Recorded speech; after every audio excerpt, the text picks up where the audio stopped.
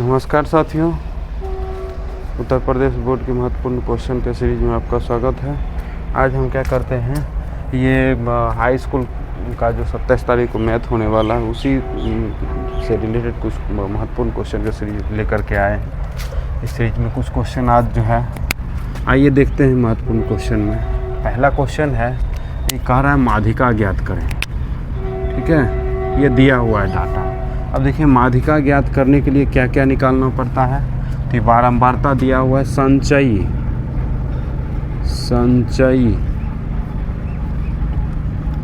बारंबारता, ये ज्ञात करना पड़ेगा। ठीक है, तभी निकल पाएगा। तो यहाँ देखिए निकालेंगे तो 9 8 17 17 12 29। उसके बाद जो है आगे बढ़ते हैं, 29 5 34 34 3 37। तो इस तरह से जो है n का वैल्यू कितना हो गया,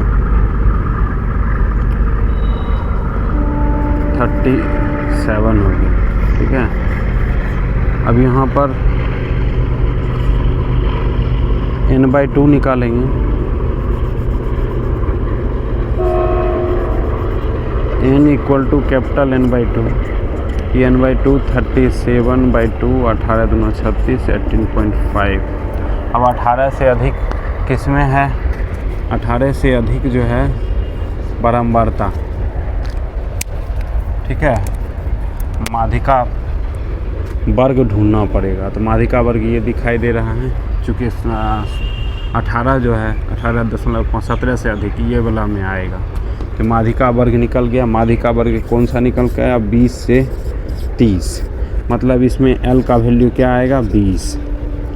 ठीक है, अच्छा, F का वैल्यू कितना आएगा, 12।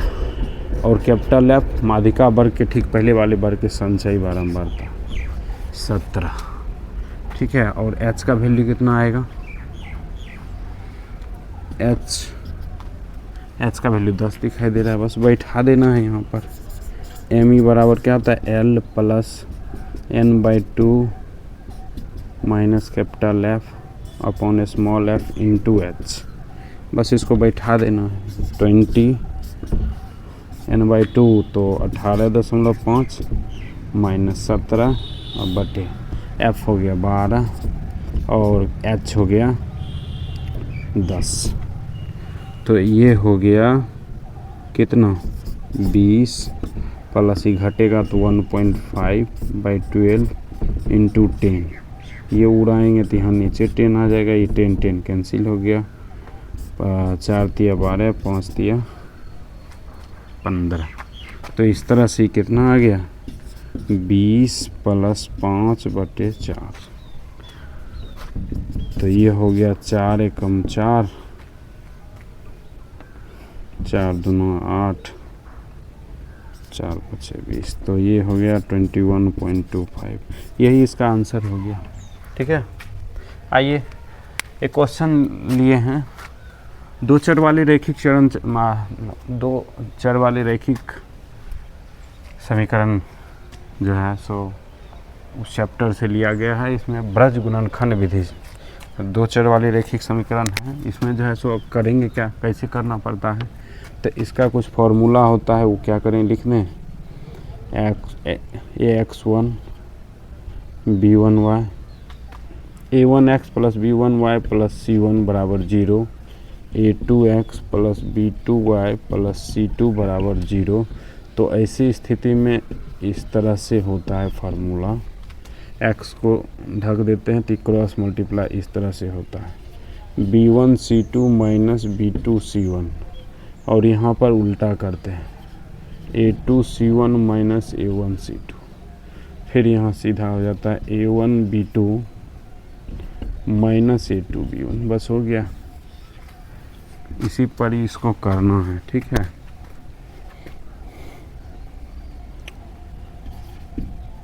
ब्रज गुणनखंड विधि से। तो ये विधि क्या कहता है, x y और 1 x के नीचे लिखना चाहेंगे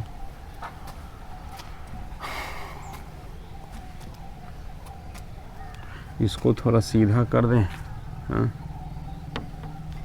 1 मिनट, बराबर के इस साइड यदि आएगा तो ये क्या हो जाएगा माइनस, थोड़ा सा इसको मॉडिफाई कर देते हैं, आई से फ़र्क कोई पड़ने वाला नहीं है। चलिए यहाँ से करना शुरू करेंगे तो ये एलिमिनेट होगा, इस तरह से गुना होगा, 11 गुना 3 माइनस प्लस माइनस माइनस हो जाएगा -33। अब देखिए इसको करेंगे तो एक फार्मूला के अनुसार माइनस होता है और ये प्लस माइनस माइनस, एक माइनस इसमें आएगा, एक फार्मूला के अनुसार होता है तो प्लस 35 हो जाएगा। इस तरह से आप कर सकते हैं। अभी बीच वाला एलिमिनेट करेंगे, बीच वाला जब एलिमिनेट करेंगे तो क्या होगा, ऐसे होता है फर्स्ट में, तो 7 गुना 6 42 प्लस माइनस माइनस, यहाँ कितना होता है, एक माइनस यहाँ निकल रहा है, एक फार्मूला के अनुसार होता है तो 11 दूना 22। आइए इसको एलिमिनेट करेंगे, ठीक है। चलिए ऐसे एलिमिनेट करेंगे तो इस तरह से मल्टीप्लाई होगा, 2 गुना 5 तो 10, अब माइनस हो जाएगा 6 3 18, बस हो गया, इसको सॉल्व करना। और ये हो गया 2, ये कितना हो जाएगा, अच्छा एक बार मिला लिया जाए क्या, हाँ 42 है 22, तो ये घट के आएगा -20 और यहाँ -8। चलिए इसको 3 कर देंगे, टेकिंग फर्स्ट एंड थर्ड, पहला तीसरा टर्म ले लेंगे तो x/2 equal to 1/-8, x equal to 2/-8, ये कट जाएगा तो x का वैल्यू कितना निकल के आया, -1/4। Taking second and third term, second third लेंगे तो y/-20 इक्वल टू 1/-8, तो क्रॉस मल्टीप्लाई कर देंगे तो होगा -20/-8, ठीक कट जाएगा, 2 चौका 8, 5 दूना 10, तो y का वैल्यू कितना निकल गया, 5/2। तो इस तरह से आंसर हो गया ये 5 - 1/4 और 5/2। आइए कुछ क्वेश्चन और देखा जाए, इसको थोड़ा साफ कर दें।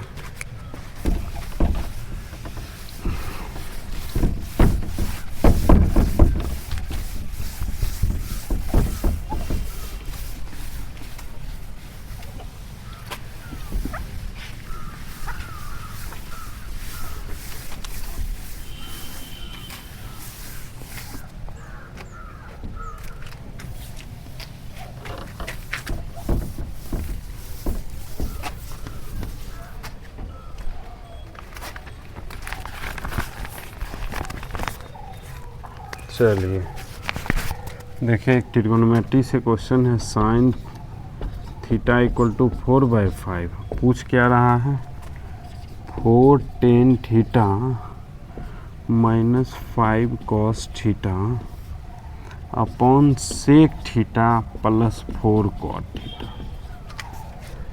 ठीक है, इसका वैल्यू पूछ रहा है। अब देखिए इसको करते हैं सॉल्व, कैसे बनेगा।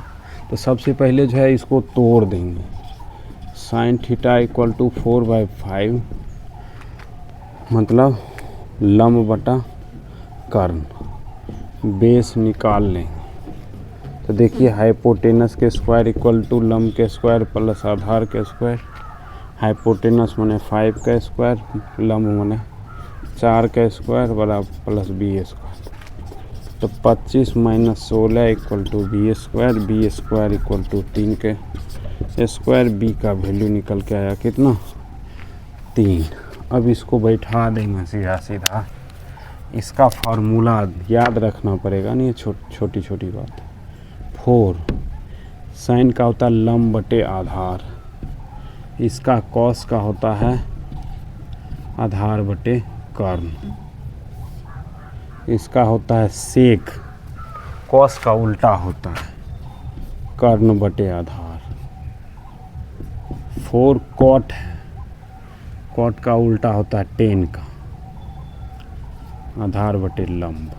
बस इसको इस पर बैठाना है और कुछ भी नहीं करना, ठीक है। 4 5 6 + 4, चलिए ठीक है, चलिए बैठाते हैं यहाँ। P का वैल्यू 4, B का वैल्यू 3, B का वैल्यू 3, P का वैल्यू 4, H का वैल्यू 5, B का वैल्यू 3, B का वैल्यू 3, P का वैल्यू 4। चलिए यहाँ से ये कैंसिल हो रहा है, यहाँ से ये कैंसिल हो रहा है, तो अर्थात यहाँ 16/3 - 3, यहाँ 5/3 + 3। तो जब हम इसको एलसीएम लेंगे, ऊपर अलग लेना पड़ेगा, तो 3 यहाँ भी 3 ऊपर लेंगे तो यहाँ होगा 16, 3 3 9 हो जाएगा, यहाँ होगा 5 और +9, ये 3 3 कट गया, 9 घट गया तो 9 7 16, 9 5 14। इस तरह से 7/14 इसका आंसर हो जाएगा, ठीक है। आइए कुछ क्वेश्चन और देखते हैं। एक छोटा सा क्वेश्चन दिया है, खैर ये बहुत बार हम बता चुके हैं, लेकिन तब पर भी ले रहे हैं इसको। 1 4 4 1 2 3 4 3 2 4 1 4 1 4, ठीक है।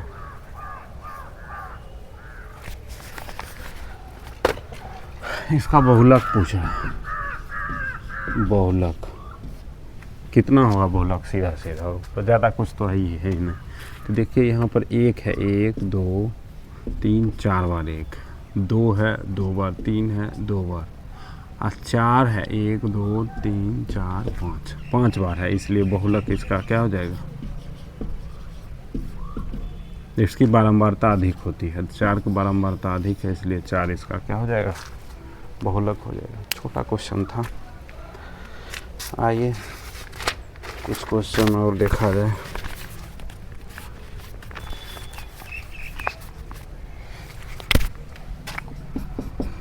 देखिए कहता है 2 गोलों के आयतनों के अनुपात, 2 गोलों के आयतनों का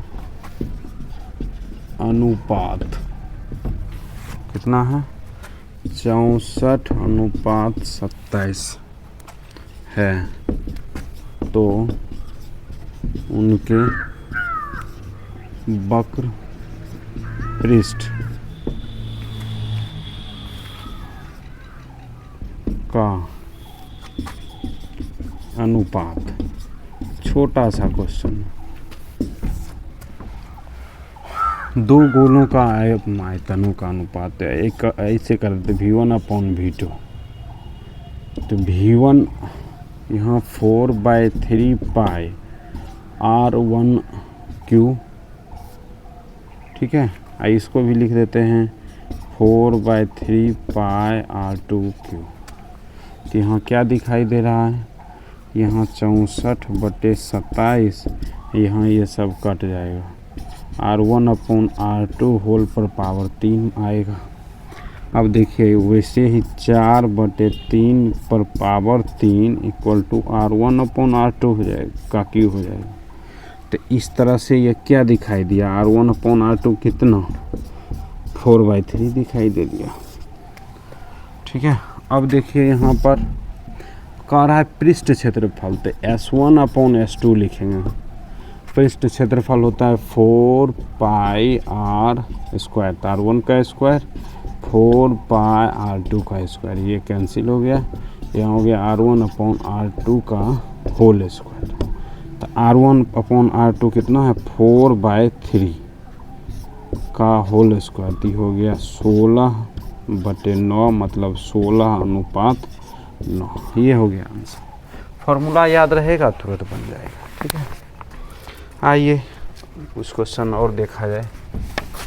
अब तो खैर बराबर लिखने का प्रयास कर रहे हैं, जो बोर्ड पर दिखाई भी दे क्लियर।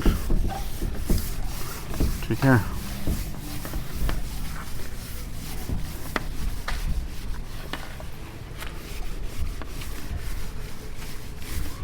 वीडियो को लाइक कीजिए, वीडियो को पूरा देखते रहिए, ठीक है। आप लोग को देखते हैं वीडियो पर आकर 1 मिनट 2 मिनट देख कर के साइड हो जाते हैं, तो उससे फिर क्या होगा, पूरा बातें समझ में नहीं आएगी, पूरी बातें। चलिए कुछ क्वेश्चन और देखा जाए। कहता है त्रिज्या 8 सेंटीमीटर वाले एक वृत्त के अंतर्गत खींचे जा सकने वाले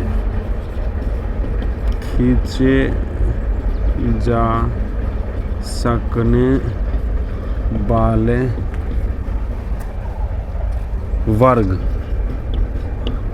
का क्षेत्रफल क्या होगा। बस ये क्वेश्चन पूछ रहा है, छोटा सा नज़र आ रहा है क्वेश्चन। तो सबसे पहले देखिए, एक वृत्त है, ठीक है, क्या है ये वृत्त है, कितना है 8 सेंटीमीटर, त्रिज्या है 8 सेंटीमीटर। अब इसके अंदर वर्ग हम बना देते हैं, ठीक है, वर्ग ये बना दिए। अब देखिए ये वर्ग है, लगता तो नहीं है, मान लेते हैं है वर्ग। अब वर्ग है तो ये जो खींच रहे हैं ये वर्ग का क्या होगा, ये विकर्ण होगा, विकर्ण होगा ये वर्ग। अब विकर्ण होगा तो ये 8 है, त्रिज्या तो ये भी 8, तो विकर्ण कितना हो गया 16 सेंटीमीटर, ठीक है। तो वर्ग की वर्ग का विकर्ण बराबर √2 इंटू भुजा, तो 16 बराबर √2 इंटू भुजा, तो भुजा बराबर कितना हो गया 16/√2। इसलिए वर्ग का क्षेत्रफल भुजा स्क्वायर होता है, तो भुजा निकला 16/√2 का स्क्वायर, तो 16 गुना 16 और 2√2 2 बार लिखेंगे तो 1/2 होगा, ये कट जाएगा तो 8 से कैंसिल हो गया। तो इसको गुना करेंगे तो कितना होगा 128 हो जाएगा सेंटीमीटर स्क्वायर। आंसर हो गया ये।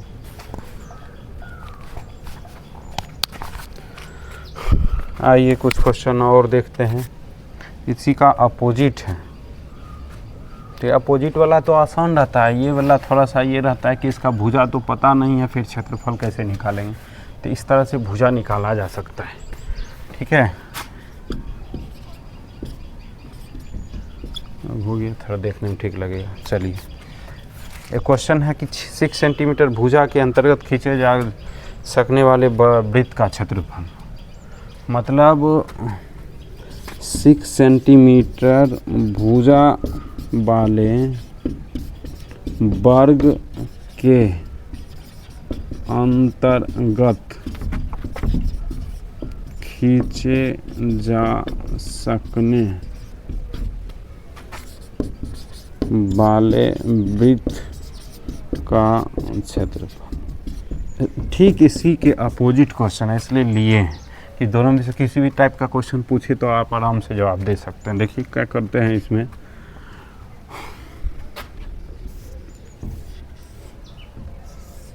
वर्ग बना दिए, वर्ग के अंदर इस तरह से एक वृत्त बना दिए, ठीक है। 6 सेंटीमीटर भुजा है, कितना है ये है 6, त्रिज्या इसका कितना हो जाएगा, ये पूरा व्यास 6 होगा तो ये होगा 3 सेंटीमीटर। तो वृत्त का क्षेत्रफल कितना होता है πr² होता है, पाई में ही आंसर दिया हुआ है 3 × 3, इसलिए 9 पाई सेंटीमीटर स्क्वायर। अब पाई नहीं रहता तो 22/7 कर देते, ठीक है। चलिए एक लास्ट क्वेश्चन है, दिखाई दिया है, नया क्वेश्चन समझ में आ रहा है। चलिए उसको करवा करके आज छोड़ देंगे यहीं पर। तो क्या नज़र आ रहा है क्वेश्चन,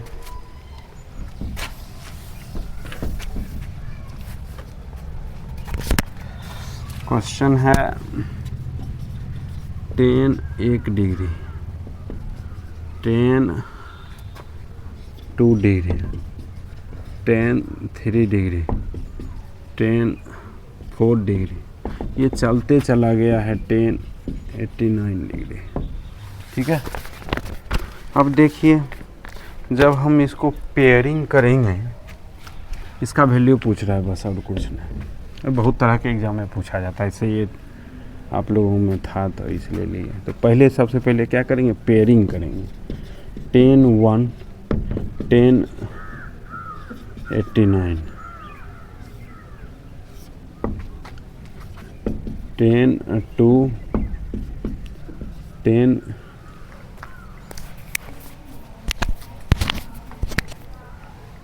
88, 10 3 10 87।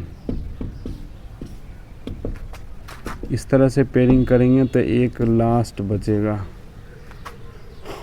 10 44 इंटू 10 46, लास्ट में बच जाएगा 10 45।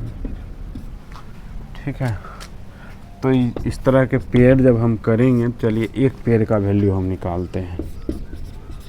10 1 है ना, अब यहाँ इसको कर देते हैं 10 90 माइनस 1, एक घटाएंगे तो इतना ही होगा ना। एक सिर्फ एक पेयर का हम तोड़ रहे हैं, 10 1 और 10 89। अब ये देखिए यहाँ आ गया 10 1, ये आ गया 10 90 माइनस थीटा, तो कॉट थीटा, कॉट 1 डिग्री। तो 10 थीटा इंटू कॉट थीटा कितना के बराबर होता है, 1 के बराबर होता है। मतलब इसमें फार्मूला कौन लगेगा, 10 theta into cot theta equal to 1। बस यही फार्मूला लगना है सब में। तो देखिए जिसका ये फल 90 होना चाहिए, ये कौन का 90 हो रहा है, सब 1 हो जाएगा। आई 10 45 का वैल्यू तो अकेले 1 होता है। तो इस तरह से सबका वैल्यू कितना आएगा, 1 into 1 into 1 into dot dot into 1 equal to 1 result हो जाएगा। ठीक है, समझ में आया, शॉर्ट में तोड़ दिए, बस इसी तरह इसको बनाया जाता है। ठीक है, चलिए रहने देते हैं यहीं तक, धन्यवाद।